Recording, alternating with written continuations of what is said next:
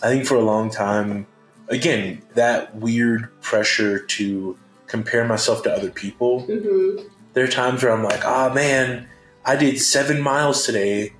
And then I talked to like my director and she's like, yeah, I just ran 22 miles. You can't compare. It's not even like, I know. It's not fair. Like,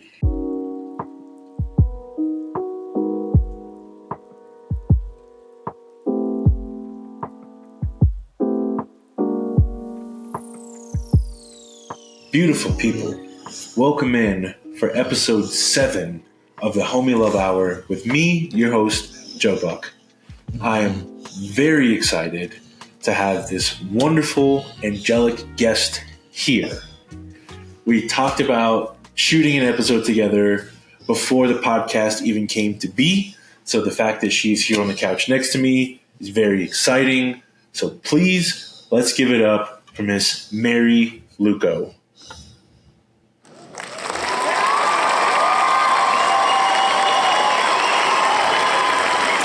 thank you so much, Joe. I feel so honored to be here. I'm so excited. And we've literally been talking about this for months, and I'm so happy to see it come to fruition.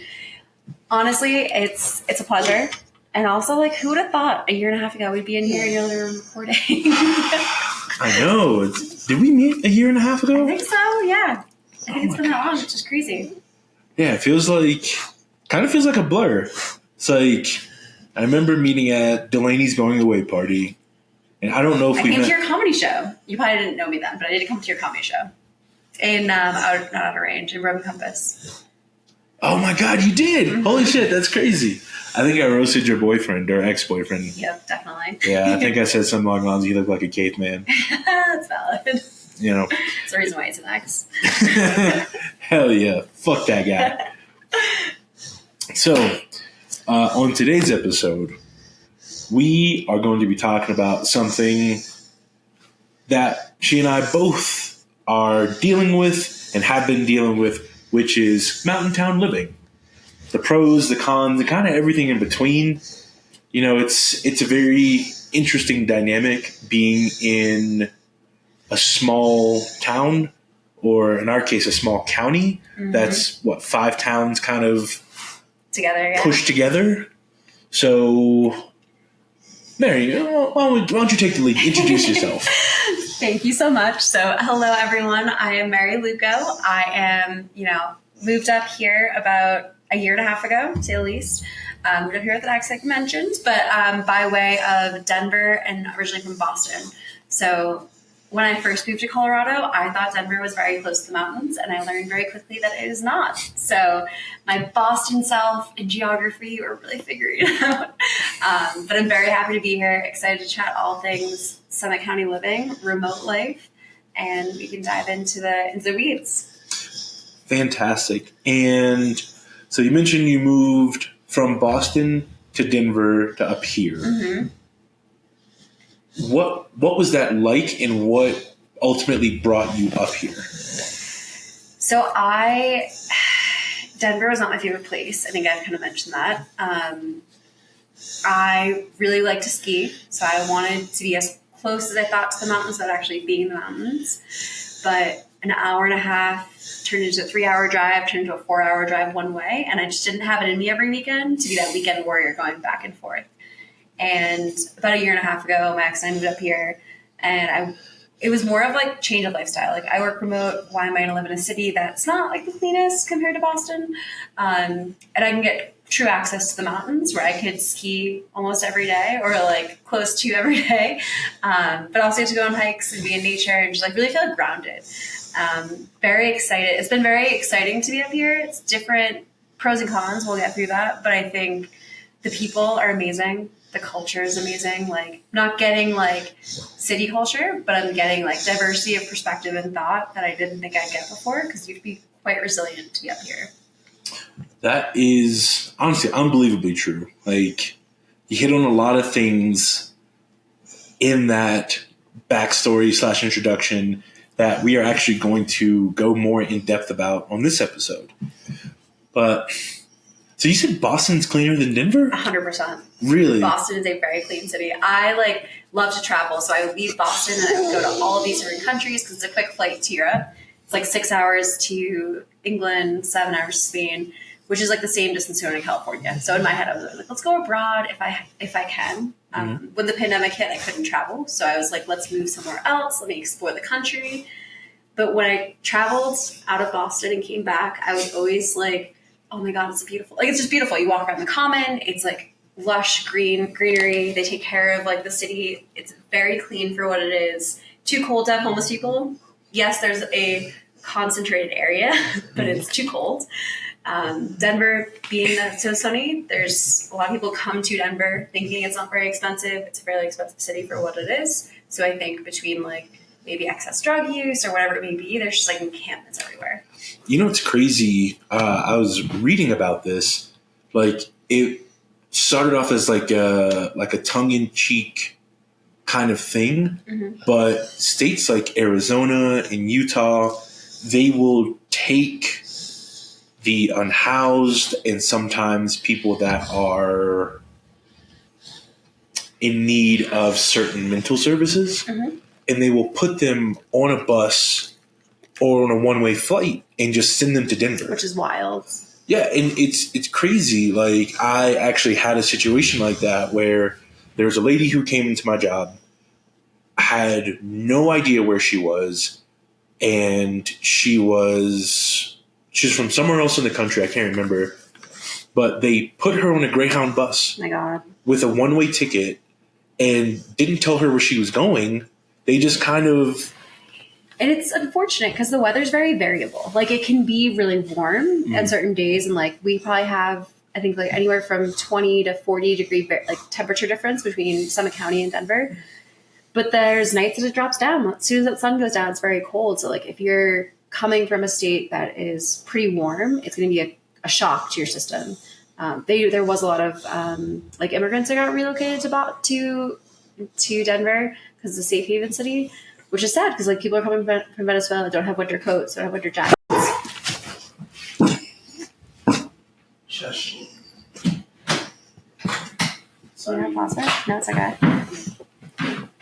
We tried. Is this recording? It says that it is, but... How was it? It was fun. Such a good deal. What is the deal? What's It's the like special? $1.50 tacos. Oh, that's unreal. Oh, now I know where you are. My goodness, Morty. So, yeah, that's actually, like, very true, and something I guess I've never really thought about is, like, when people come from other places and end up here, they're not prepared. No. And oftentimes, like, I got a cough. Oftentimes, like, there's only so much that people can do to help. So, like, that's brutal. Like, there's days up here where it's cold, and, you know, I'm wearing wool socks, insulated shoes, you know, insulated jacket, and I'm still freezing cold. So I couldn't even, like, begin to imagine what these people are going through. Not at all. Like, I don't know. That's fucking tough. So, speaking of, like, crazy volatile weather, have you ever just been, like, dressed for summer and got caught in a snowstorm? Oh, my God. Yeah? Yeah. I mean, today, I didn't even know it was going to snow. I had no idea. Luckily, I wore sneakers for my dentist appointment, but I had my snow boots in the car, just in case. You never know. And it's like casual 5 inches that happens, you know? Just no big deal. Super cash 5 inches. Dress for anything. Literally, dress for anything. Oh, my God. That is actually super true. Like, I can't think of how many times where, shit, like today, this morning, it was clear skies, it was warm, no clouds in any direction, and then at noon, I walked to the post office and came back, and I remember I looked out, and it was just a wall of white. Oh, my God, yeah. And it's been kind of nonstop ever since. Like, even when you got here, it was still snowing. I'm pretty sure it's still snowing now. I think it's every time I go to a doctor's or dentist appointment. It's like, oh, just kidding, you're driving 30 minutes, get ready for all the snow. You had to drive a half hour to go to the dentist? Half hour. Well, so I am a rarity where I have insurance up here, which I think that's a rarity from what I've heard. And the dental offices in Breck do not take my insurance. So I had to drive all the way to the ones in Silverthorne. Or Dillon, I should say. Okay. But super great. Did phenomenal for my teeth. They're great, nice and smiley. Hell yeah. But it's just still a pain to drive 30 minutes. My dermatologist over here, like everything's just in this direction, which makes sense. It's closer to the highway. Honestly, I'm surprised. How long did you wait to see your dentist? Well, I'm paying for insurance. So because I'm very frugal, I was like, let me actually get my 2 appointments in a year. So at first to be honest, when I moved to Colorado, it took me over 2 years to find a dentist. So I'll be going on 5 years. So I've probably gone to the dentist 3 times in 5 years. Kind of wild. I don't think it's that bad. Yeah. But like from setting your appointment to seeing your dentist this time, how long? 6 months. So, because I get 2 cleanings a year. Okay. I love to capitalize, you know. I feel like that's one of like the most interesting dynamics of small towns is like going to the doctor, going to the dentist, seeing a specialist. Either one, you leave the county. You have to. Or you wait 6 to 9 months to see what you need to see. Yeah. I mean, I don't have a general practitioner. Like, I can't find... let me rephrase. My gynecologist does it all. So she's like, I'll do your blood work. I'll do your tests. And so it's like, if I get a one-stop shop, why not? Saves me an appointment, saves me a 30-minute drive. But I took a while to find all of those people. Yeah, I think... I'm pretty fortunate. I have a pretty cool PCP, and like he also lives down the street. Amazing. So he will see me and be like, "Why haven't I seen you in my office?" Well, that's the community feel. Like you want to know your doctor, your lawyer, your local politician. Well, it's like ideally yes, not so ideal when he sees me at the Moose Jaw. On Jaw Burger night. But those burgers are so good. Yeah. Those burgers are so good. It's like, it's not my fault the burgers are so good. Also, why is a pitcher of beer so cheap? Honestly, I was wondering the same thing. Like, it's the cheapest place to get beer. Exactly. The burgers are like the cost of the pitcher of beer. But it's like when he sees me eating a burger and crushing a pitcher of beer, it's like... Sorry? Yeah, it's like acting up in class and your parents walk in. Where I'm just like, fuck, man. So I never tell anyone I'm a dietitian. You are a dietitian. I am. What is that like? I don't practice. I don't regularly practice, but that's exactly why I don't do it. Because right as someone's biting into a burger, they're like, oh yeah, that's what you used to do for work. And I'm like, let's not go too far. Very important career, not a very well-paid career. So when I was a dietitian, I learned that I was sacrificing my lifestyle to take care of others. Okay. And because I wasn't I'm not a big social media person. So I didn't really want to, I just didn't want to be selling vitamins. I didn't want to be selling formula. I didn't want to be selling myself. So instead I was like, let me sell a software and I can work remote. But because my life was sacrificing, I was working multiple jobs to make rent in Boston. So switched careers a couple of years ago.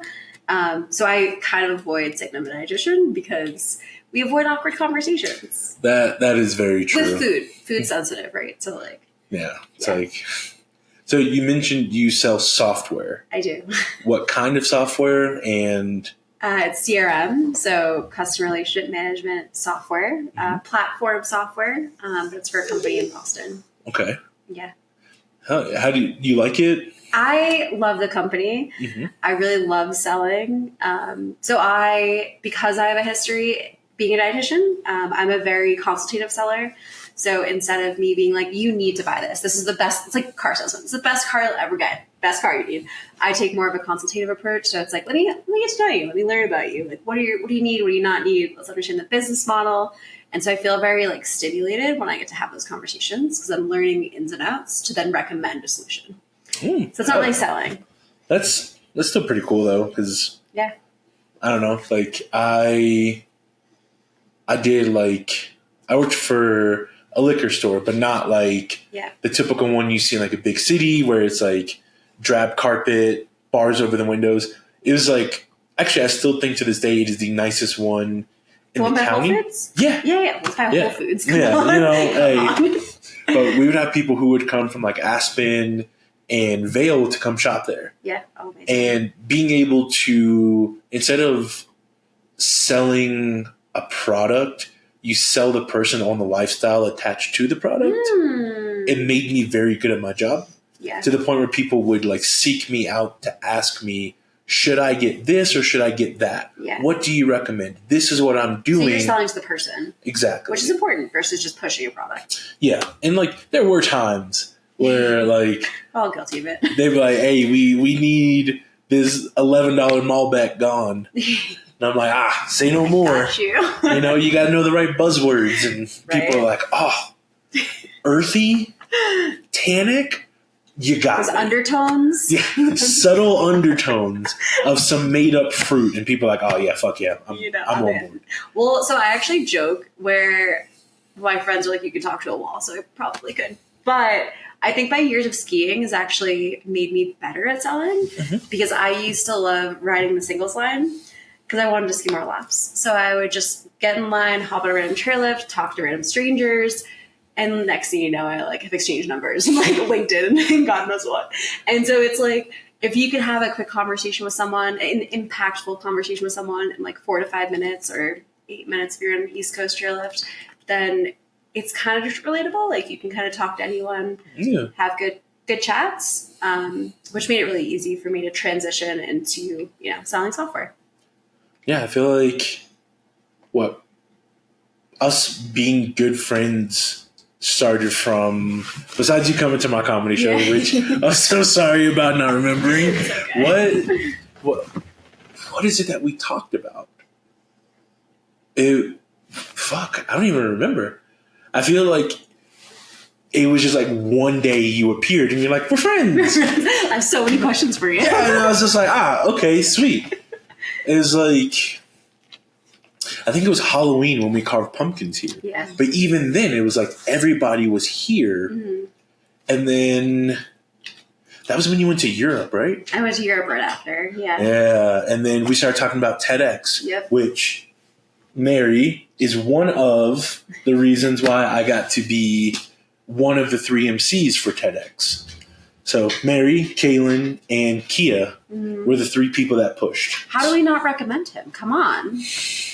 Let's be honest. You're in the limelight. You gotta, I never wanted to be. I know. Well, you did a great job, though. I appreciate it. You did a great job. I don't know. I feel like I've talked about this multiple times. Like, I feel like I let my insecurities and societal pressures stop me from kind of like what we talked about before we turned on the cameras, like talking about like dimming your light. Yeah. I allowed stuff like that to hold me back to the point where like I never spoke in public. I didn't smile in public. I didn't make eye contact in public. I was just a very shut off person. But you have so much to give. So it's almost selfish to not give yourself in that way. I appreciate that. But it's like, it's when you feel as though you have nothing to offer or you feel as though you're less than, you're more likely to dim your own light. Mm-hmm. And that's something that I have made an active effort to unlearn, and it's something that I'm constantly striving towards, making sure that I don't fall back into that mindset and that lifestyle. Proud of you. And so I'm glad you're putting yourself out there in different ways, and we're pushing you to do it. How does that? Is it hard to do in a mountain town? Yes and no. I feel like it's less pressure, but it's this weird duality of like less pressure but more pressure. Yeah. It's less pressure because it's a smaller crowd, but it's also more pressure because statistically I am bound to know more people in the crowd. Valid. So it's like I don't want to let down my friends and I don't want to embarrass myself in front of my friends. You know what I mean? It's only as awkward as you make it. That is true. And believe it or not, I got stopped today and someone stopped me at the post office to tell me they were there, and I did an amazing job. Wait, that's incredible. Thank you. And then she gave me a hug, and then she just walked away. That's incredible. And I think what we've had conversations about is like everyone does different things, and like we don't talk about it. Like no one else realizes they're going through it together. Or like you may feel insecure about something, about going up on stage, but people loved it. And it's like we don't share and celebrate each other. We'd never know like that impact that you'd have. So speaking of doing TEDx and things like that, are there any like mountain town activities that you've attended since being here that you didn't have back in Boston, or that have just like blown you away? I feel like I'm in a Hallmark movie. So I love all the activities with like, we have is it Bernese Mountain Dogs that like thousands of them that go through Main Street Breckenridge. And they're all just like dressed up in little like Santa outfits and have like little elves that are riding on top of them. And it's like the cutest Hallmark thing you could ever see.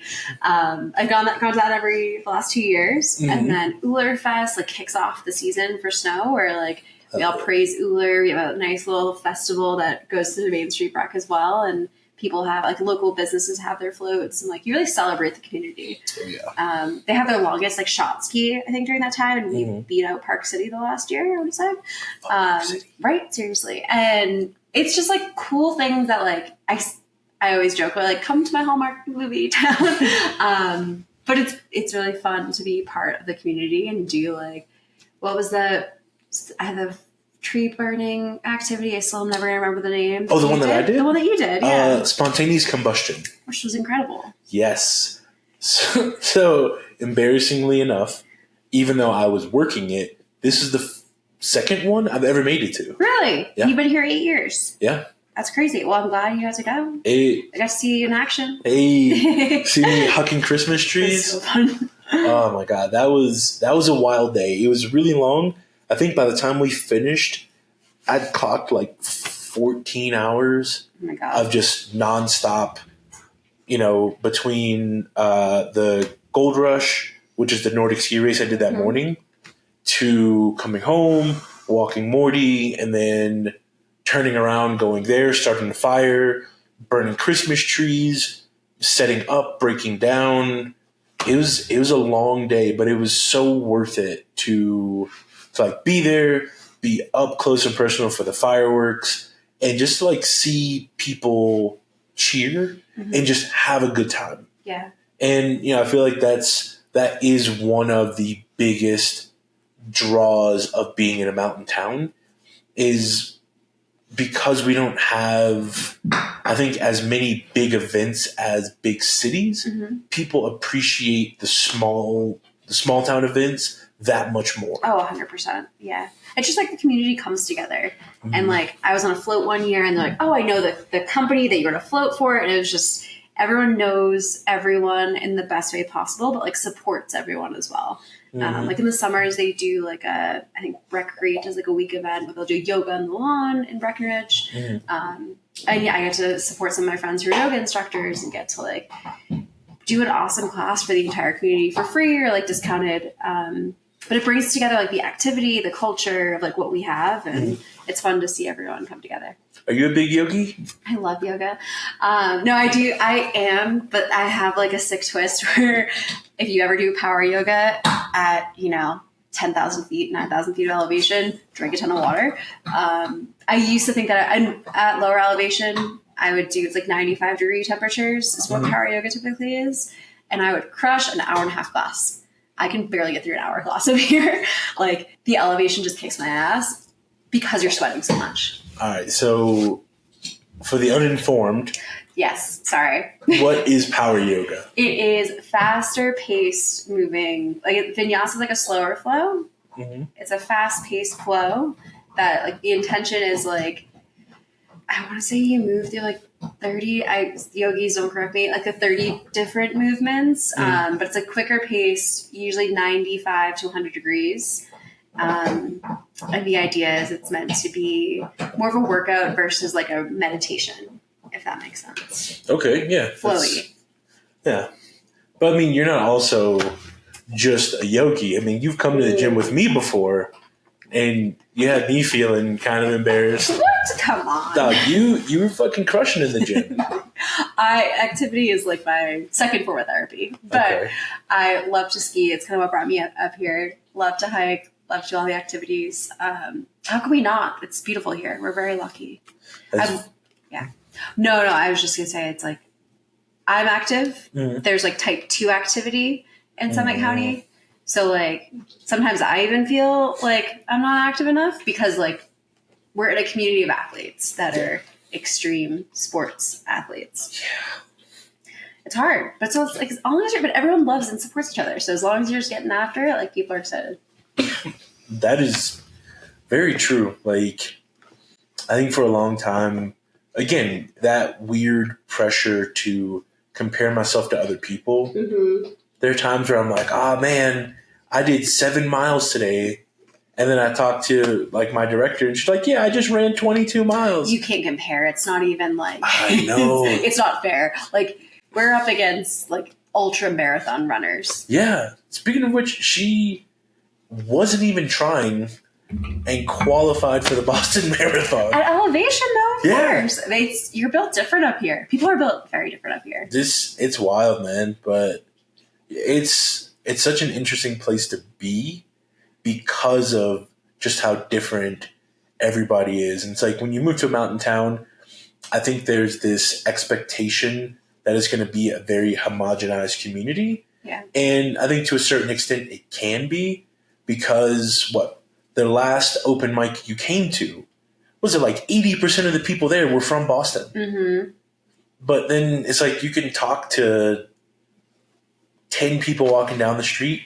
Everyone has a unique story about being here. Oh, 100%. Or just like a unique backstory.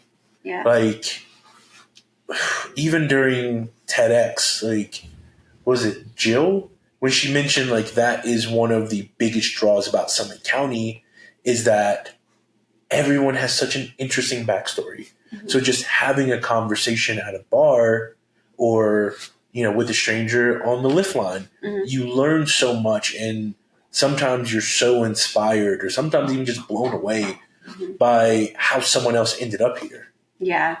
It's wild. Yeah. But, it's super cool to be able to like see that and witness it and appreciate it for what it is, So you live in Breck, mm-hmm. which when most people think of Colorado, it's like Breck, Aspen, Denver. Mm-hmm.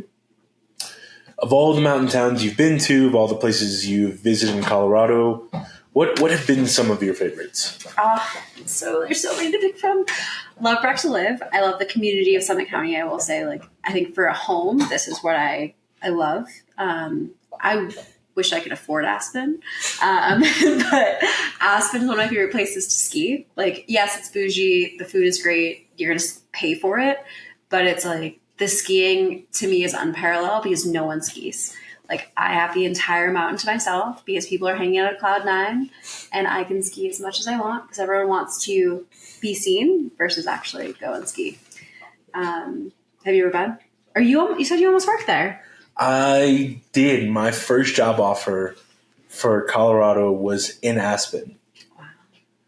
Then for employee housing for a single room in a shared apartment, mm-hmm. they wanted $1,800 a month. Yeah.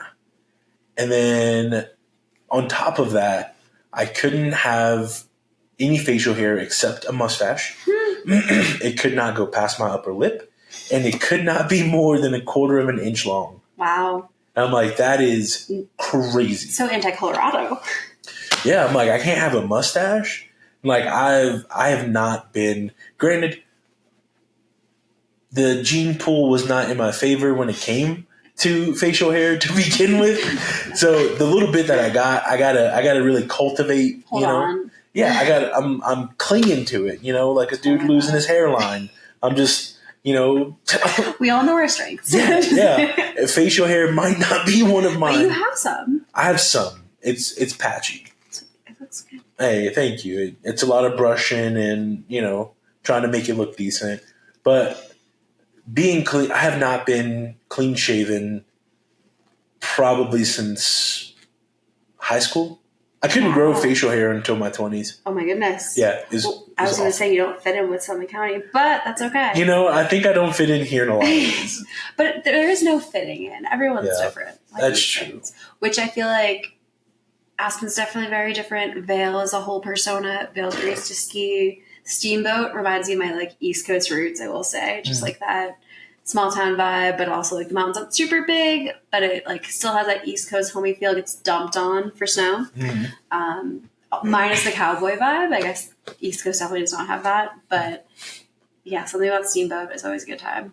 I would say. Steamboat's very interesting because it's like Summit County, you go north, and it's just farmland, and then you take Rabbit Ears Pass, and then you're just in a ski town. In a ski town. You're like plopped there. Yeah. It has an airport though. Go figure. I did my first show in Steamboat over the summer. I didn't know that. Okay. It was a blast. Shout out Steamboat Comedy, Kyle, Kaylin, everybody else from up there. Thank you for having me. I had a blast. Amazing. It was a long day. I bet. It's a long drive. Yeah. It was, well, so I'd gotten up at 5 in the morning, drove to Denver, did a farmer's market, came back up, unloaded the car, walked Morty, took a shower, drove up there the 2 hours to do a show. It's a long time. And then I was like, I don't want to sleep here. I just want to be back in my own bed. So after this show, they're like, hey, we're going out. Yeah. So I'm like, oh yeah, I'll go for one and then leave. Didn't get back on the road until like 11:30 at night. Oh my God. So at this point, I'd been up since 5 in the morning. It's 11:30 at night. I was like, I've already started the drive. I have to do it. You're committed. Oh my God. I rolled the windows down. I had music blasting, just everything to keep myself awake. And I remember I got to Kremling and I was like, I need something to keep myself awake. I go inside, coffee pots are all empty. And I grabbed a Mountain Dew and chugged it, like in the parking lot. Enough caffeine, sugar to keep you going. I got here. I got up at 5 in the morning. I left at 7 in the morning. I didn't get back home from Steamboat until like, I want to say it was like almost 2:15 in the morning. Oh my God, it's only 24 hours. Yeah, I was exhausted. I was delirious. But I made it back. You're safe. You're good to go. Those mountain roads are windy as anything. But I loved Steamboat. I definitely want to go back and like do more shows up there and go during the winter and see what it's like. Showery Hot Springs, winter, summer, really nice. Just be careful. People may be naked at night. Heard about that. It's very. I heard about the witches that hang out there too. Are there witches that hang out? I had no idea. Supposedly. Okay. I've read some of the reviews. Don't know if they're real, but there have been people who have claimed to see witches. No, you're fine. There are people who claim to see witches and like covens that hang out there. Sounds like a lot of shrooms. You know, maybe probably, but it's a great spot. Yeah, like speaking of mushrooms, I kind of appreciate how laissez-faire people in Colorado are about drugs. Because like moving here, you never really realize how many people do coke. I had no idea. Until you come here. I never saw, like I've never even seen coke. Like I never saw it in Boston. They're sneaky as anything. But like I never saw it in Boston. Maybe someone in the bathroom did it. Yeah. They were buttoned up. Yeah. I go to a party, day party, Oktoberfest. It's on the roof. It's just hanging out. And I'm like, I just showed up to Colorado. Welcome to Colorado. Very laissez-faire. It's like I've never touched coke. Don't. But I do remember working at the liquor store. This dude comes in, you know, I sell him on a certain product that he wants. I ring him up. He's so appreciative, gives me $20. And the guy behind him walks up, looks at me, looks at the guy, looks at me. He goes, "Oh, fuck, man. I feel bad. I don't have money to tip you." And I'm like, "Bro, it's not a big deal." Yeah. He goes, No, it's fine. It's fine. So he goes, close your eyes and put your hand out. I was like, I'm not doing that. No, sorry. He's like, okay, well, then just put your hand out. So I put my hand out, and he hands me this little ball of paper. And I'm like, did you just give me trash? He's like, no. There's like 4 hits of acid in there. Did you take it? I did not. Smart man. Nice guy. You just don't know. Don't know him. We don't know him. You should test your drugs before you do them. Absolutely. Test your drugs. Fentanyl's everywhere. Be careful. Yeah, keep Narcan nearby, but also don't do acid that a guy gives you from the paper ball. Probably, It's probably for the best. Yeah. It's probably for the best. I don't know whatever happened to it. I know I had it in my wallet, man. and then one day it was gone. It just disintegrated? No, it was in... I know nothing yet. So it was in a paper ball inside of aluminum foil. Okay. So I'm guessing it just fell out of my wallet one day. Okay. Which is pretty wild to think about. So going to Steamboat, Aspen, Vail, Denver, all these places. What's the transportation like? My car. Because I'm lucky, but not easy. Not easy at all. So I feel like anytime someone comes to visit, I forewarn them about any highway that they're on because it could get shut down. You just never know. Yes, I'm lucky to have my car. I do recommend there's a Tread Share is an app you could use. You can carpool together. Regardless, I got stuck on the highway from Breck to Denver in a 9-hour drive back. It's only an hour and a half. And they just shut the highway down.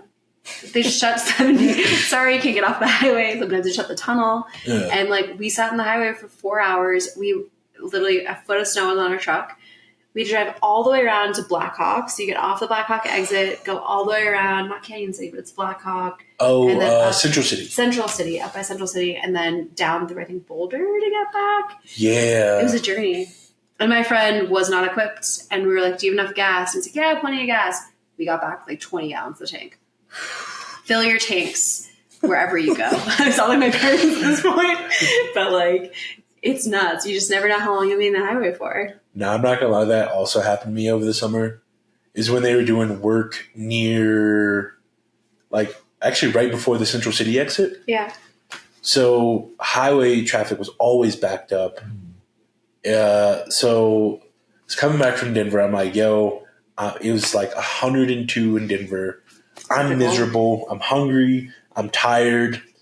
And I'm like, you know what? I'm going to get off in Morrison. Mm-hmm. I'll go through Boulder Canyon. Yep. And I'll come out right there by Central City. Okay.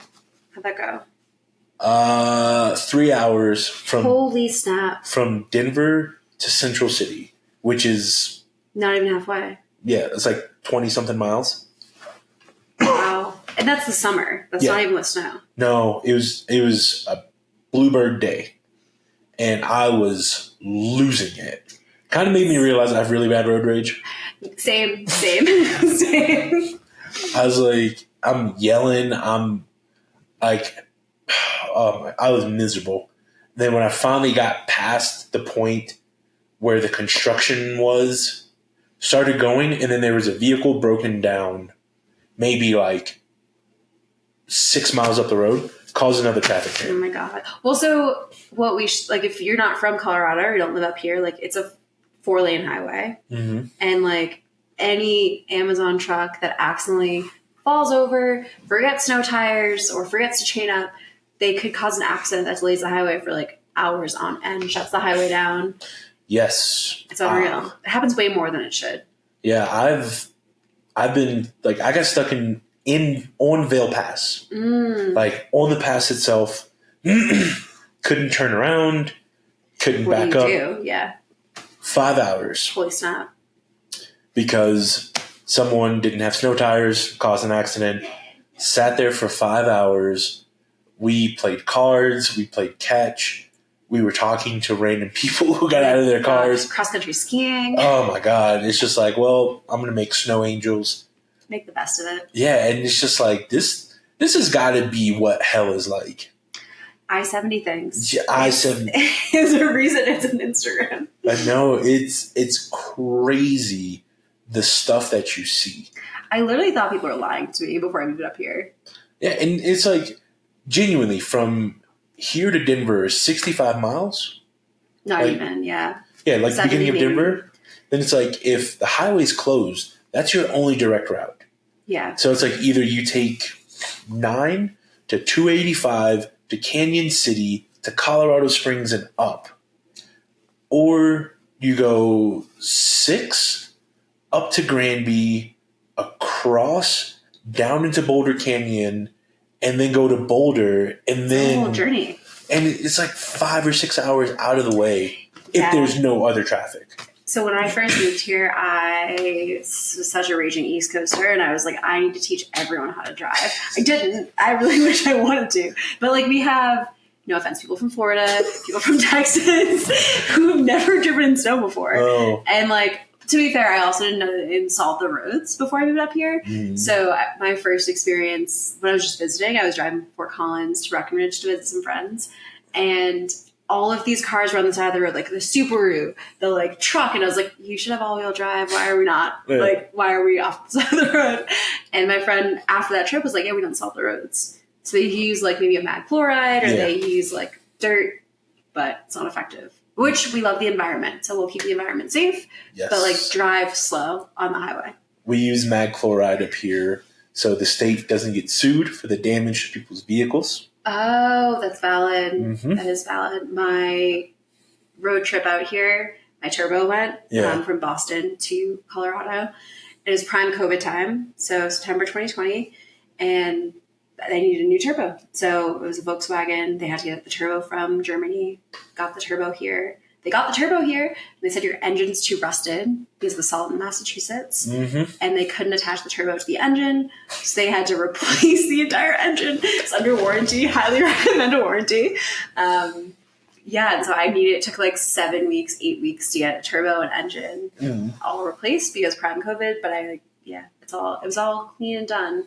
But because of the salt, that's really what destroyed it. Yeah, the salt will fuck up your car really bad. The more we know. I had no idea. Yeah, it's like, truthfully, coming from Florida to here, never driving in the mountains, it's, even during the summer, it's like, holy shit, I didn't realize like how different it is. Mm-hmm. Going from Denver at 5280 up here where it's 9,100 feet, and it's just like up, down, up, down, up, down, and then going through the tunnel where it's like, we're going through a mountain. We literally are. And the entire climate changes when you go from like before the tunnel right to Silverthorne. Yeah, like there are days where it'll be like 70 in Denver and it's snowing up here. It's insane. Yeah, it is insane. But I love that. Yeah, it's like two different worlds. Mm-hmm. Like, that's why we love it up here. I know. The weather's volatile, but like honestly sometimes it's pretty cool. Because, like, I've seen it snow on the 4th of July before. Have you? Mm-hmm. Oh, I definitely have not yet. But I've only been here a year and a half. So, still time. Plenty of time. Plenty of time. I mean, they're like, shit, at the Basin, they've done 4th of July skiing a few times. Oh, yeah. Mm-hmm. I've had plenty of friends, because, type 2 fun, that have skied 12 months of the year. Just to say we did. Yeah. There's been, I think the longest recorded in town of snow being on the ground was 10 months. Wow. Nonstop. It's amazing. So, just like living in such a beautiful place, clearly enjoy it. You rent, correct? I do, yes. Has being a renter in a place with such high housing costs been like a huge detriment to you? It's difficult, not gonna lie. Like when you're living with someone else, obviously cheaper. When I try to find my own place, you're going through a lot of obstacles to find a nice apartment, right? Like you're paying a lot more money. Like I feel like you can't really find many 1-bedrooms at all that aren't under $2,000. Or $2,000 is kind of like the barrier to entry. You can get lucky, but you always have to sacrifice in some areas. And so it's like, I don't know how people afford to live up here. Like I work remote, so I do have a little bit more of a buffer probably from my income, which is great. But like it's still unbearable, I will say. Like and you're not getting like an ideal situation, right? Like I'm sharing laundry, or I'm sharing a house, or there's different things that take place, and like perhaps the house may be older, or you're just paying a lot more for a lot less. Yeah, that's now that you mention it, there are maybe 3 apartment complexes built in the past 10 years that I can think of. Like probably for employee housing, right? I assume. Yeah, and it's like I can't think of anything else. So it's like if you live in an apartment, chances are it's older. Mm-hmm. And it's like you got to go down to the basement to do laundry because Yeah. most of them don't have them in the units. Yeah. And it's like the first place I lived in when I moved out of employee housing, our laundry was on the first floor. We lived on the 3rd floor, and there were 3 of us in a 2-bedroom, and we got a really good deal because it was only for the summer. I think we were paying $400 each. $400 each. I've never seen that number before. It was fantastic. That's incredible. Yeah, and then the guy's like, "Hey, I'm coming back. You guys got to get the fuck out." 6 months. That's it. And we moved to Wilderness. Okay. We got the top of Wilderness. Yeah. The last apartment complex up there. Hard drive. It sucked. Getting up there is hard. Getting up there is so hard. Spend some time with Especially during the winter when it's dumping. People don't know where they're going. Oh You're stuck behind a bus. But our place up there, it was 2 bedrooms and a loft. It was a 2-story apartment. Mm. So I was up in the loft. So I had to go up a spiral staircase. And then there was like a little bridge. Yeah. And then my bed. It's like Rapunzel. Yeah, almost. No, not quite the Disney queen I wanted to be, but Still time. hey, plenty of time. But I enjoyed it because we had like great views of everything. But even living there, I think we were paying like $900 each. Okay. So going from employee housing, where it was like $250 a paycheck, to $400 a month to $900 a month. Adds up. It adds up. Yeah, but it was just like now it's like people are paying. I got a cough. Stop it. Nah, whatever. Okay. But now people are paying like $1,400 for a room in a house. If you're lucky, I've had someone say $1,500, $1,600, and it's like you're sharing everything and still paying decent money for what it is. Yeah, that's crazy. Like my apartment in Florida for a 2-2 with a patio, brand new construction, was $1,300. What? Yeah, that's unreal. That is unreal. Well, it's like I feel like it's like Boston prices in Mountain Town, and even Denver's getting more expensive, but it's like you're getting nicer, you're getting newer for what it is. Where like here, it's like we're living in the 80s. Yeah. For a lot more money. Yeah, it's pretty wild. Like just thinking about even from when I moved here 8 years ago to now, what my friends are paying as renters. But like you got a pretty like I did get a good deal. I am like living with a family more or less. Like I have like the block off of their house. It is great. They're amazing. I'm very fortunate. I have like friends who hooked it up, but it's like if you don't know someone, the setup is going to be different. Like the first place I lived in, I shared, but I paid next to nothing. But we shared, like my ex and I shared with like 2 guys the top floor. So like 1980s apartment hadn't been touched in a very long time. Laundry was in the basement, like in our room, and people would come downstairs like through our room to get to it. Mm-hmm. Living in a brand new apartment in Denver, going to that was a big adjustment. So I think that's just the thing is like you've had to like lower my expectations around what is ideal housing. And my situation is phenomenal at the moment. Very rare situation. My welfare may come in at some point, but you gotta sacrifice in different areas. So, are there any like tips or pointers you would give to anyone? So, know some friends or get into the Facebook groups. Make sure that you FaceTime with someone before you actually put money down in a place. But also like friends of friends of friends, and make sure that if your friends know them, ask how well they know them, because that can also get you into some sticky situations. Understand what people live like, right? Like, are they messy? Are they clean? can you find communal housing, which would be phenomenal, or like does your job offer it if you work, locally?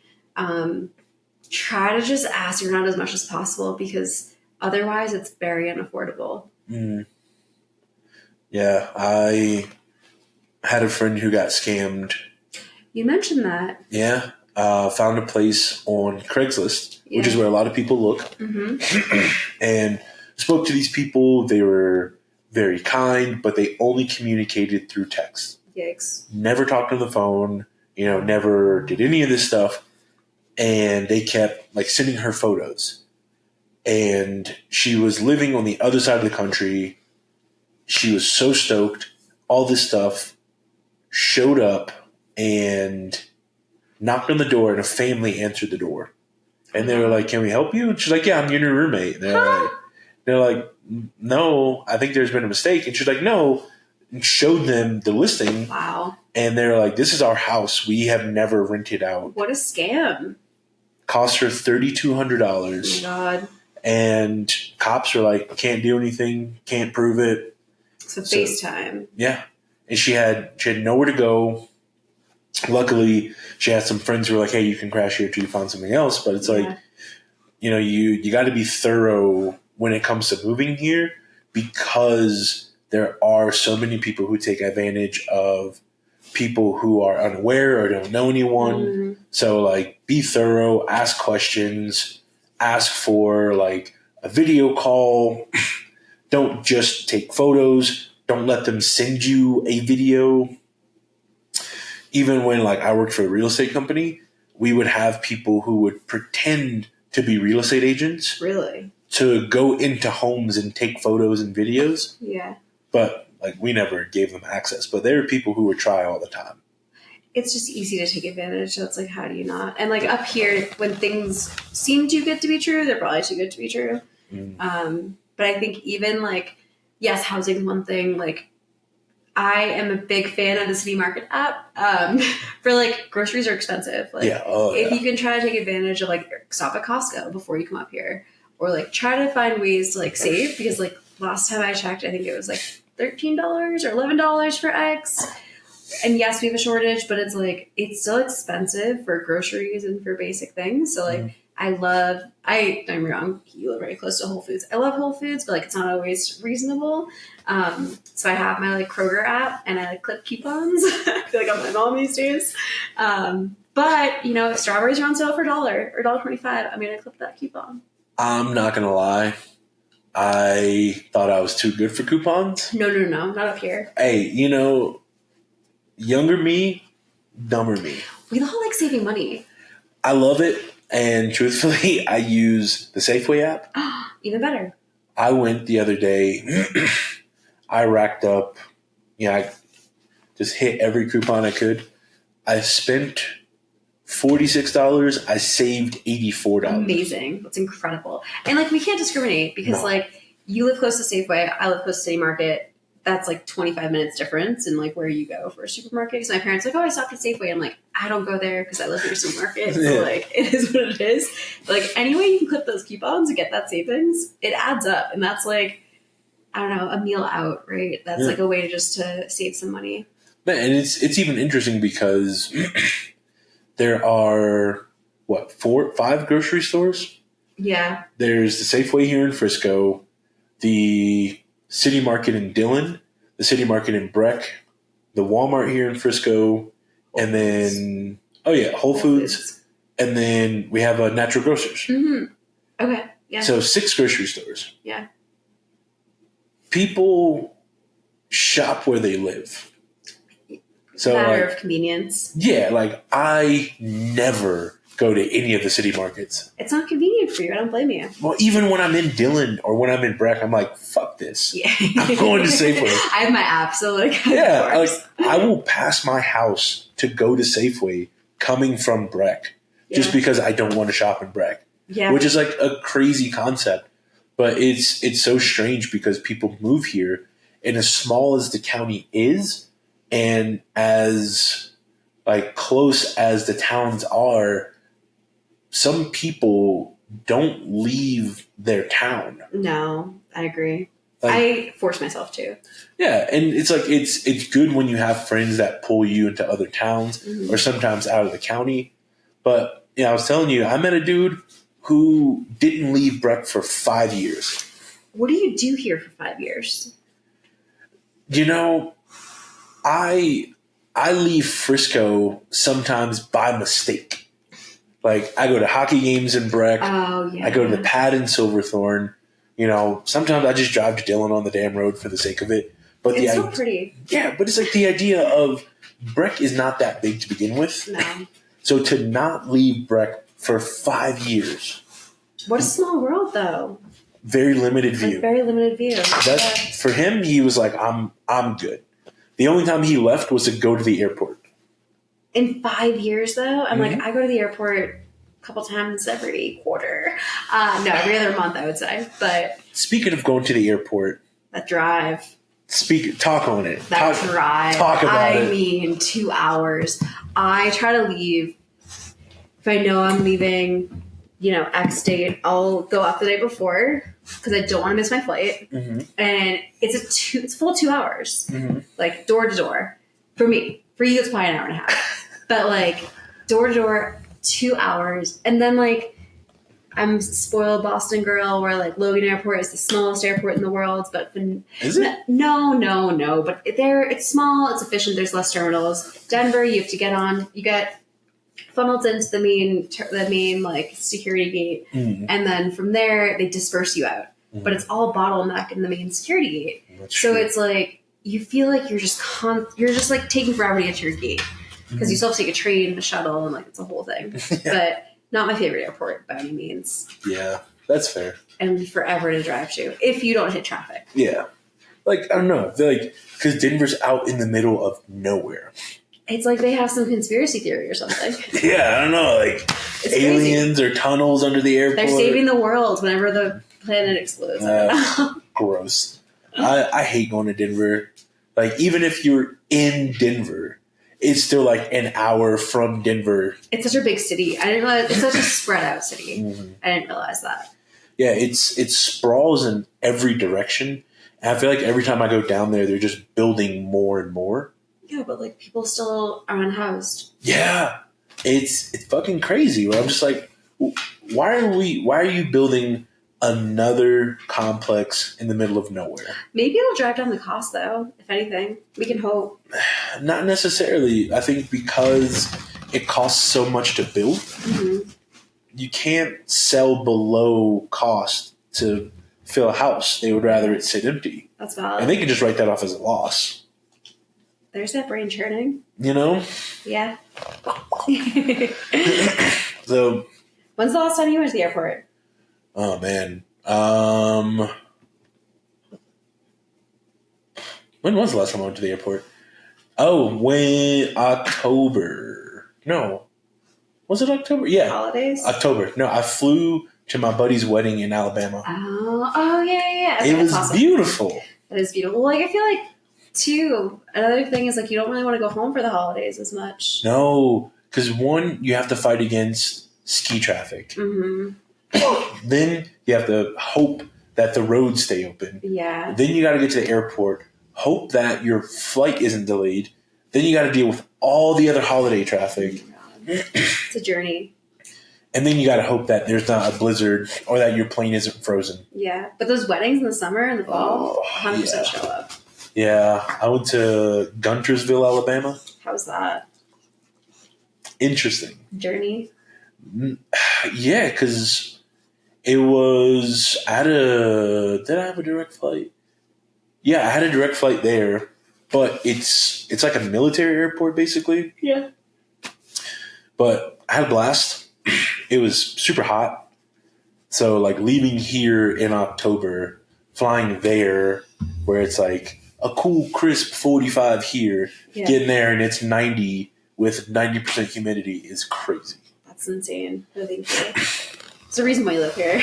Oh, fucking exactly. Like, so we talked about the potential for snow in July and, making sure you're prepared as far as like thick clothing, thick socks, things like that. Wool socks, the best. Yeah. Highly recommend. Goddamn right. How do you mentally prepare for long winters? I'm like the anomaly. I love to ski. So like Mhm. I'm okay with it. Like I just get pumped to be on the mountain as long as possible. However, I do try to have a trip lined up in the off season or like a shoulder season. Mhm. So I love to travel. Like the winter, I would not say I refuse to travel. I got pulled in different directions for bachelorette parties this year, which is phenomenal. You did. I did. Highly recommend. Winter's hard time to travel though. Not gonna lie. However, I feel like I usually try to line up a trip in the fall and in the spring just to like get me excited, like get me to a beach, get me away from the snow for a little bit, or go to Moab and like hang out in the desert and really just find warmth for a weekend because even though it's like 3.5, 4 hours, it could be 100 degrees or like 80 degrees and you're just like soaking and basking in the sun because we need it after all the snow.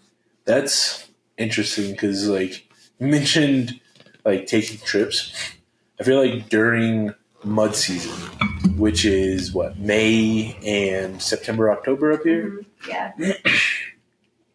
You can go to Mexico. I think most people from up here end up in, like, Sayulita. Yes, that's the place. Yeah. So it's like you go to Mexico, you go to Moab, you go to Alta, and you see your neighbors. You literally do. I bumped into people like in Moab. Yeah. I was like, oh, hey, we're all escaping the same thing. Yeah, it's like we're all escaping. We all had the same idea, and we all came here. Yeah. But it's like those are really good ideas, like take trips and stuff like that. But how do you cope?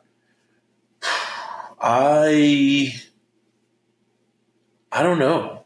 Sometimes I think I do really well because I love the snow. Yeah. Like I love, being outside in it. And granted, I don't downhill ski or snowboard. But you're getting there. Yeah. Doing the cross country skiing is fun because it gives me a winter activity to do. Yeah.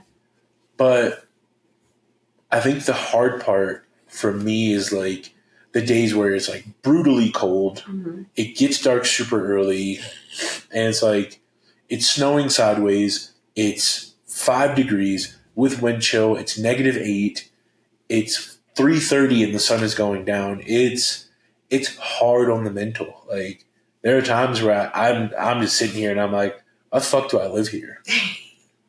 We've all questioned it. Yeah. We've all questioned it. I think community makes it so important to like check in on each other and make sure in those times, you don't go through it because we all go through it. Man, I feel like the community is like the biggest part of being up here because a lot of us don't have family that's nearby. Yeah. So the community that we build is almost like a surrogate family. And, between you, Kaylin, Delaney, by extension, Park, Ray, all these other people, we at the very least, check in on one another. Yeah. There are times when we might talk every day in group chats, and there are times when we might not talk for, a couple days. But, getting together, doing group activities, spending time with one another, and getting past the surface level into really like, how are you doing? Not just, oh, hey, how's the day? I think is really important and is something that I feel like we as people get so wrapped up that we overlook it. Yeah. And we just kind of brush past it. We're like, oh, we'll come back and check in later. No, but you just never know. I think when you feel isolated or when it gets really dark, like you mentioned, like 3 p.m., it's so easy to get into a rabbit hole. And like we've all been there, but I think something about being in the mountains just stimulates it a bit more. Yeah, it's good because like there's been times where like we've been in a group chat and it turns into like a mini therapy session where we're all being like, hey, how are you doing? Here's something that we can all do. Here's this little pick me up throughout the day. And like it does wonders to know that there's someone who genuinely cares and is there for us, even when we aren't thinking about it. For sure. Yeah. Now let's see if there's any other topics. Long winters, short summers. So when winter's over and it's summertime and you're not on a bachelorette trip, Yes. hike, mountain bike, what's your... No mountain biking yet. Uh-huh. I'm still not convinced. I like my body a lot and I don't want to get hurt. No, I say that, but we'll see. I can see the appeal. Big fan of hiking, really like camping. I used to love running, but streets are hard, so I like trail running a lot. Mm-hmm. And I've been told I'm going to start skinning in the summer because there's going to be snow and I'm going to do that. Yeah. But 4th of July Bowl. 4th of July Bowl, I want to do it. I want to hear why not, right? Ski 12 months a year. But honestly, just like being outside and camping and like there's something about being in the fresh air where like you can see all of the stars above you and it's very surreal. Like it's just very peaceful. The hiking's usually my go-to. What do you do in the summer? Surprisingly, I also hike. Let's hike this summer. I probably don't do the same elevations as Doesn't matter. you. Doesn't matter. But I love it. Like up behind the hospital, I've done all the trails up there. Have you? Yes, It is amazing. There have been a few times where I had my little emergency button on my watch. I was like, if I hit this 5 times, someone will come get me. I hope. Well, it gets so steep so fast. Oh yeah, like the elevation's a bitch. I've gotten to the top, and I'm just like, I have to like almost crawl down because like it's so steep. Yeah. Or going up there right after a rain, and you can see where it washed out. Terrifying. Yeah, that's nuts. But I actually really enjoy hiking. I ride my fat tire bike. Ooh, okay. I ride that around town. I have a little cruiser too. I forgot about that. Yeah, hell yeah. And then, like, crazy you mentioned trail running. There have been times where I've been out in the wilderness, far away from everybody, and I'm like, hell yeah, like, I'm a mountain man. And then some fucking elderly person just, like, trail runs by me. That happened to me yesterday. Oh, my God. I was just walking, yeah. Yeah, I was like, so you know where the high school is? Yes. You know the trails up that leads to the peak trails? Yep. That will take you either to Peak 1 or all the way into Blue River. Oh, like Rainbow. It's like Rainbow Trailhead is near there. Because Peak Mount Royal is Peak 1, which I've had. Yeah, so Mount Royal, Peak 1. As you come down, you reach Rainbow Lake. Yep, Rainbow. And then you go up behind the hospital, and that splits into 4. Okay. One will take you to Rainbow Lake. One will take you to the top. That mountain is called Little Mountain. Yep. And then you can take another trail that would take you around, and it takes you to the top where you connect with the Peaks Trail, and you can take that all the way to Breck. I got up there.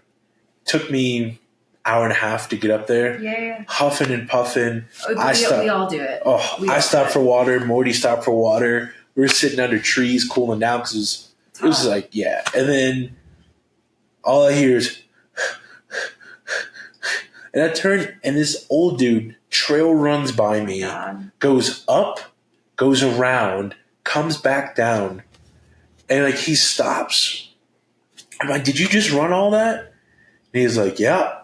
And I was like, Type 2. Yeah, and I'm just like, fuck, man. Like, I feel weak now, but I'm like, I gotta keep going. Yeah. But I love it. Like, I love seeing things from different perspectives and like going up there and being like, man, I've never seen the lake from up here. I've never seen the county from up here. Yeah. Like being able to stand up there and look north and you can see where it just flattens out in the farmland. It's beautiful. Yeah, it's ridiculous. It's honestly, it's life-changing. I will say I also joined a softball league last year. Did you? Yeah, I met a lot of really good friends from it. So I joined a softball league. There's a volleyball league. So, like, there are ways. And I think I was a little surprised because I think I expected it to be everyone in, like, a certain type of job and, like, all walks of life. It was a good, like, refresher into why I like it up here. It's very exciting finding out stuff like that. Like, this summer, I did all the farmers markets. Yeah. That's exactly how we started bonding. That is how... I was like, yes. I looked at my phone and I saw a photo of the farmers market. Of the first photo that I took at the very first day. Yep. And I was like, holy shit, I didn't realize you were one of the 3 people that were there. Yep. I still have that photo on my phone. But yeah, this last summer I did all the farmers markets, but I think this summer I don't think I will. Yeah. It's a long drive. Yeah, They hyped it up. It was a lot. It's a lot. But I'm hoping to do more activities and to be outside more. And also, we are planning 2 comedy tours. Where are you going? The first one will be across Colorado. Amazing. It'll be Denver going west, probably into Aspen. Okay. And the second one, we are waiting for confirmation. But if we get it, we will be doing the Butte Silver County Fair in Butte, Montana. Oh my goodness. Yeah. That's so fun. I dated a guy from Butte once. Oh, God.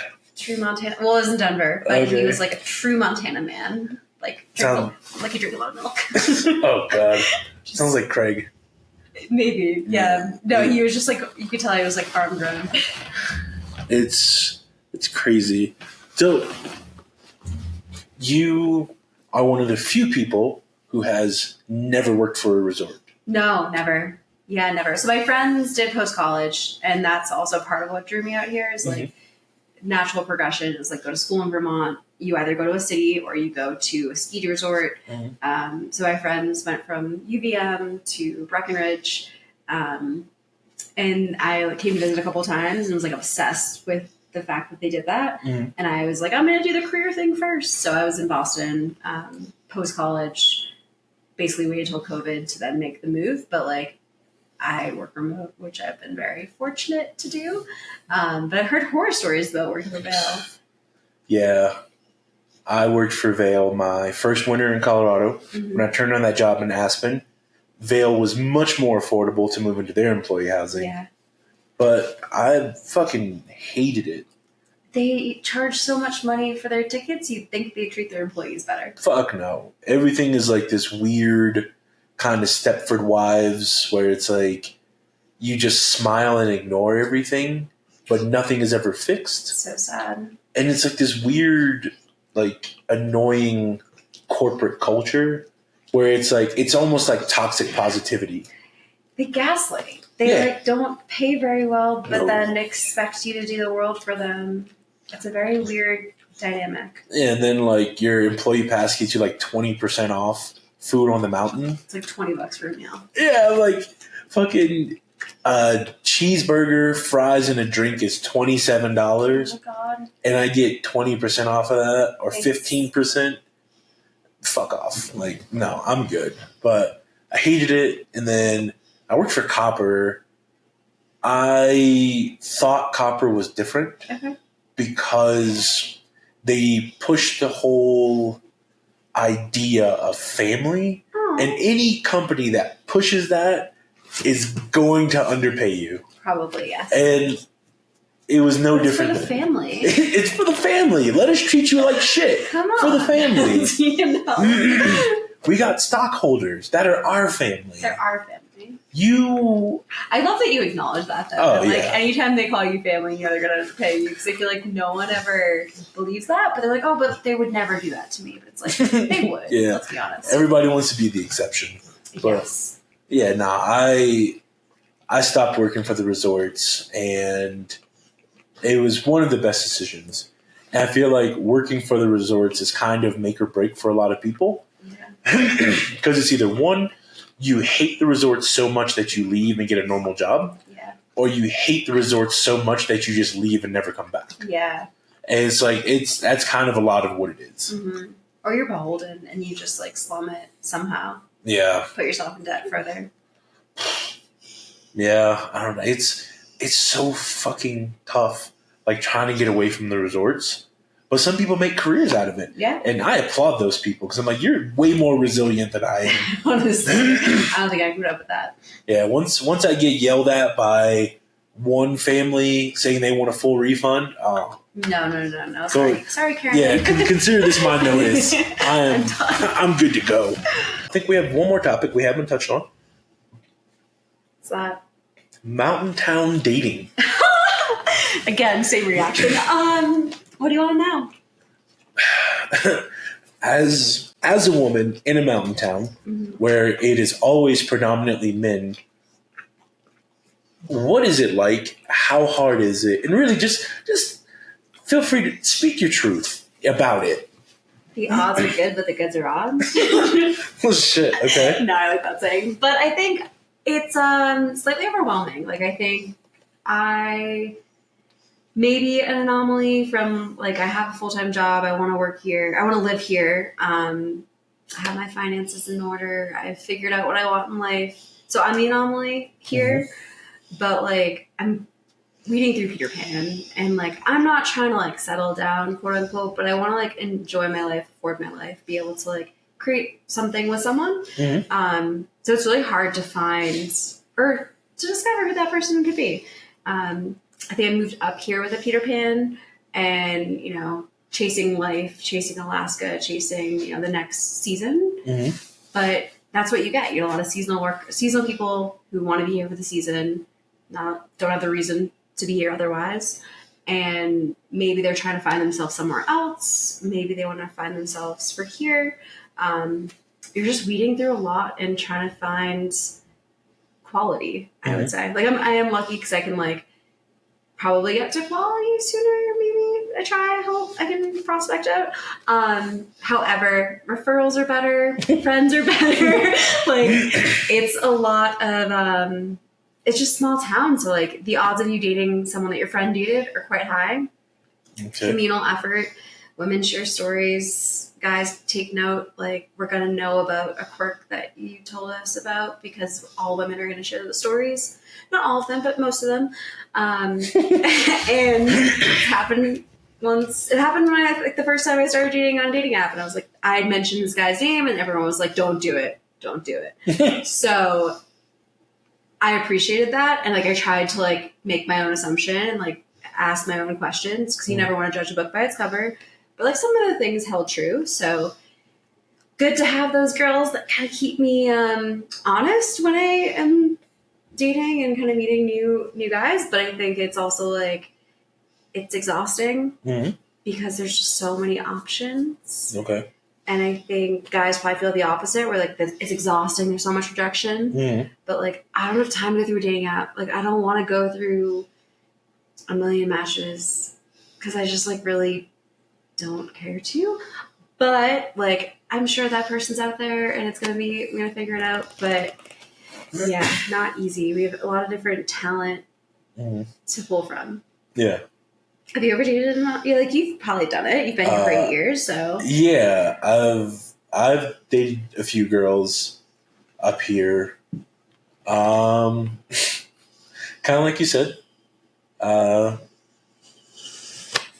It's rough because, you know, there are, like you said, there are a lot of guys, not many girls, and kind of just like what you said, being in such a small community, if you go to date a person, chances are someone that you know has also either gone on a date with them or has dated them, which can make things tough.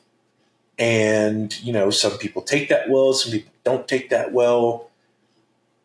You know, again, I am a bit of an outlier up here. Yeah. You know, I don't ski or snowboard yet. I don't mountain bike. I like my bones not broken. Same. So I don't have a whole lot in common with a lot of people that are up here. Plus, you know, I have been told that I give off father energy. Huh. Yeah. Okay. So I had a girl tell me that I am the guy that you settle down with after a girl has had her party years. And, you know, most people are still in their party years up here. Not all. It's like you said, it's that Peter Pan syndrome of, like, I just want to be young and party and have fun forever. Yeah. And, you know, I kind of took that as, like, a slap in the face at the time. But now I'm like, you know, I'm fine with that. Like, it's a compliment. Yeah. I think. Like, I don't want to carry you home when you're sloppy drunk. Mm-mm. I don't want to have to get a call from the bar that you're passed out or you threw up on yourself. Yeah. I'm past that. And, like, you know, I'm very fortunate. Like, my girlfriend lives in Denver. Yeah. Like Import them. that is like the tongue-in-cheek rule is like import them. Usually it's better. Man, like, you know, she's great, and like we have like a lot of stuff in common. We get to enjoy ourselves, but also live separate lives. Also doesn't help when there's a foot of snow and the tunnel's closed, or, you know, it's a holiday weekend and they're saying there's going to be 50,000 cars on the highway. Yeah. But like dating up here is very tough. A lot of people are running away from something. So the idea of settling down or being with someone long term is not ideal. It's daunting for them. And also because I feel like so many people are running from things, a lot of people are not well adjusted. Mm-hmm.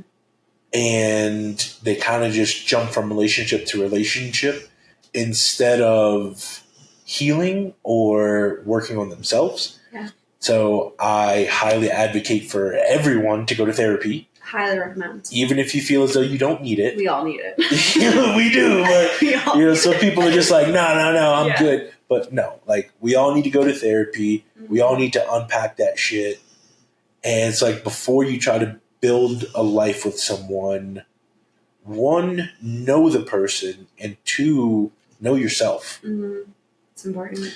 Yeah, like, you know, when you try to force something, it just ends in resentment and a lot of fights and things like that. And, you know, for the people that I care about, or even some of the people that I don't really care about, I don't want that for them. You know, like, I don't want to see most people struggle. No. There's a handful of people where I'm like, yeah. I'd watch you walk barefoot through a room full of Legos, but like, no. So, also, this may be like a bit of a superficial thing. A lot of women up here do not moisturize. You have to. No. You have to. No. Do they not? No. Wait, really? No, fuck no. Do they not realize the elevation we're at? They don't seem to care. It's wild. So I've gotten that for like, oh, your skin's so soft. I'm like, yeah, moisturize, sunblock, water. It's important. You know, it's wild. Just take care of it. Just take care. But it's like, we're at high elevation. Like, you gotta take care of yourself while you're up here. No, I think that's like my starter pack for every guy I've dated is like, here's sunblock and moisturizer. Here's a care package. Here we go. Slide this in. Yeah, just you're gonna leave this right here. You just check subtle, in when you're ready. Subtle. No, like before I started dating my girlfriend, I met this girl and she shook my hand and I was like, "Are you wearing sandpaper gloves?" Stop it. Fucking rough. Like, which hands? Yeah, you should not have the hands of a Disney witch at any point under the age of 60. No. Maybe 70. But I'm just like, fucking Christ, man. Like, this is rough. No, it's like the we'll live for tomorrow kind of mindset. Like, they don't think about tomorrow. They think about right now. You can't live for tomorrow being ashy today. You can't. That's fucked up. Like, you know, like, I should not be able to play... What's the game with the X's and O's? Tic-tac-toe?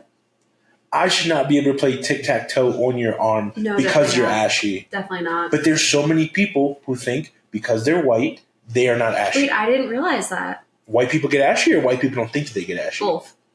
Yes. Yeah. I just fell into stereotype. Yeah, no, you're like, I'm too busy being moisturized over here. I lather up. You have to.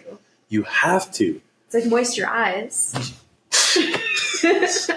You know, it's better for our eyesight when people are more moist. I keep cocoa butter. I have hairspray. I have beard oil for this patchy shit.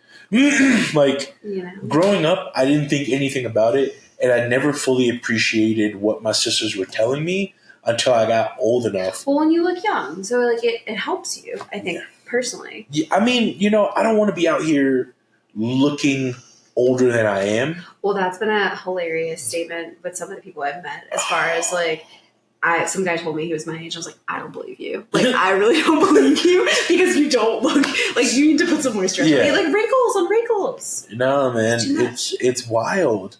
Like I told you, I got a compliment the other day. This girl thought I was 26. You do look 26. I'm like, oh, you sweet child. I appreciate you. You know? But I am not. Moisturizer. Yeah, turns out a little cocoa butter on the skin. Mm-hmm. This wonders. Exfoliate. Yeah. Who knew? Don't be out here dehydrated. Yeah. That's what happens when you only drink fucking gin and vodka and fucking energy drinks instead of drinking water. I was like, I have my full glass. Yeah. I've gone through most of it, but we're figuring it out. Yeah, but people be out here neglecting their skin, neglecting their mental health. But that's also part of it, right? So, like, when you're talking about dating, it's like, how do you take care of yourself? Do you take care of yourself? Are you waiting for someone else to take care of you? Because, like, I have already raised myself, and I eventually will raise kids, but I'm not trying to raise a kid right now. But that's an even more interesting dynamic of being up here, mm-hmm. where you have a person with Peter Pan syndrome looking for someone else who mirrors them to take care of them. Mm-hmm. So you have two people with Peter Pan syndrome where one expects the other one to take care of them. It's not going to happen. So it's a child taking care of a child. I know, but then the person without Peter Pan syndrome gets, like, I don't know, bamboozled. Yeah. I don't know, man. Like, that's... Catfish? Is that what it is? I don't know. It's like, what do they call it? Hobosexual? Hobosexual? When you date someone just to have a place to live. I wouldn't be surprised. Yeah. That rent's, it's expensive. Rent is expensive. That's an even crazier thing. Just like dating someone for the sake of having somewhere to live. Warm body. Just kidding. I would never do it, but I don't know. That's what I'm looking for. That's pretty wild. But I don't know. Well, people just gotta figure that shit out, man. Just go to fucking counseling, drink some water. They offer free counseling in Southern County. They do. Plus side of living in a small mountain town, people will help you. Motherfuckers will. We have free counseling. We have free bus services or free transportation services. We have free all the. What was the other one? Free SE testing. Yeah. Yeah, you get free screenings. Free mental screenings. Yeah, they do it all. All this stuff to make sure you are the best version of you. And people still be out here with the bullshit. And that is not what we are about here. You have resources and access. Just take care of yourself. Yeah, resources, access. Just ask for help. Ask for some lotion. Moisturize. Most ski resorts give you lotion. You don't have to ski. Just walk in the bathroom, use it. Yeah, you just take it.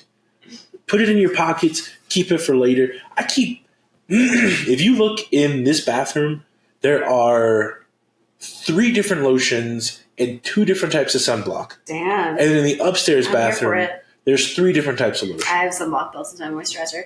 For my face. We're double dipping. Hey, you gotta do what you gotta do. I gotta take care of my tattoos and my skin. They say black don't crack, but sometimes that shit creases. And those hands, they got you. I try to take care of my hands. I like my shit to look nice. I don't know. But we digress. We digress. Amir, this is up to you to leave this part in. We'll fucking figure it out. But either way, this has been an amazing episode. I'm so fortunate to have you sitting across the couch from me. Same.